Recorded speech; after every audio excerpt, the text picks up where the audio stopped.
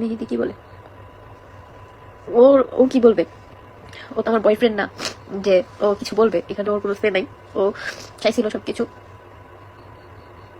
সবকিছু ঠিক থাকতেই চাইছিল, বাট অনলাইনে সবাই যেভাবে হ্যারাসমেন্ট করতেছিল ওদের বাবাকে, এটা কোনোদিনও পসিবল না। আর ওর ফ্যামিলি থেকেও আমার সাইড থেকে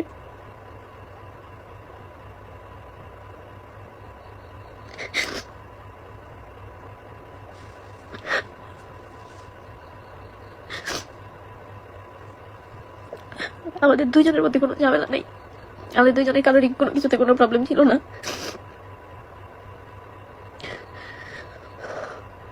আমার সাথে এমন হয়, আর মেহেদি সবসময় আমার সাপোর্টে ছিল, এখন আছে। আমি ওর দোষ কোনোদিনও দিতে পারবো না, আমি ওর অনেক বেশি রেসপেক্ট করি।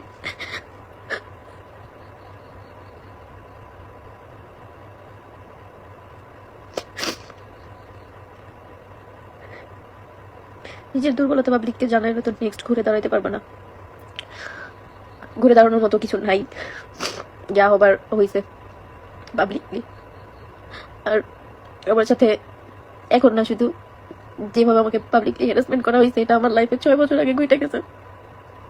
আমি এটা নিয়ে অ্যাকশনও নিছি, কিন্তু 6 বছর আগে জিনিস যে এখন সেইভাবে আমাকে হ্যারাসমেন্ট করবে আমি নিজেও ভাবি নাই।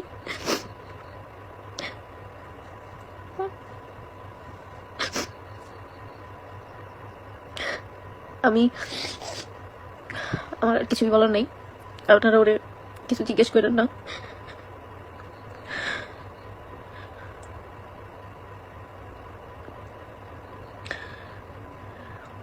আমি সব জায়গা থেকে অফলাইন হব, কিন্তু আপনারা ওরে কিছু জিজ্ঞেস করেন না, ওরে কিছু বললেন না। ওর এখানে কোনো দোষ নেই, আমার সম্পূর্ণ দোষ আমার। আবারও বলি, সম্পূর্ণ আমার জন্য হয়েছে।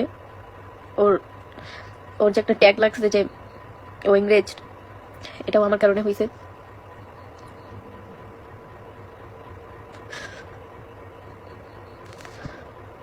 আমার যে এখানে সব কিছু বইলে দিয়ে গেলাম, এরপর আপনারা ওরা আর কিছু বললেন না।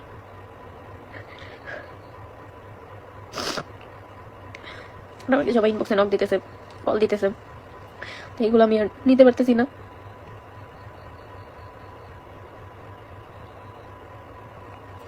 আর এটাই হয় আসলে, খারাপ সময় কেউ থাকে না।